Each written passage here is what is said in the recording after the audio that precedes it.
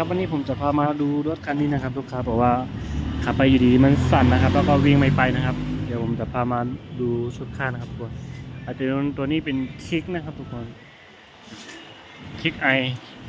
เป็น110นะครับลูกค้าบอกว่ามันขับแล้วมันไม่ไปนะครับมีแต่เสียงรถ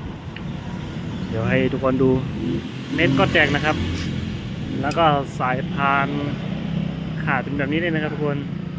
ไม่เป็นไรครับพี่แล้วก็ส่วนชุดข้างในต่างๆนะต้องล้างทำความสะอาดนะครับเดี๋ยวผมอาจจะไม่ล้างนะครับเอาล้มเป่าอย่างเดียวนะครับค่าล้างก็จะมีค่าล้างอีกต่างหากนะครับทุกคนดูสิอันนี้น่าจะหลายปีนะครับไม่เคยถอดนะครับทุกคนต้องเปลี่ยนเม็ดนะครับทุกคนอันนี้ต้องเปลี่ยนเม็ดใหม่แล้วก็เป่าทำความสะอาดแล้วก็อาจจะระบีใหม่นะครับทุกคนแล้วก็เปลี่ยนสายพานนะครับทุกคนใครที่รถมีอาการแบบนี้ก็อย่าลืมเช็คดูสายพานนะครับทุกคนอาการหนักเลย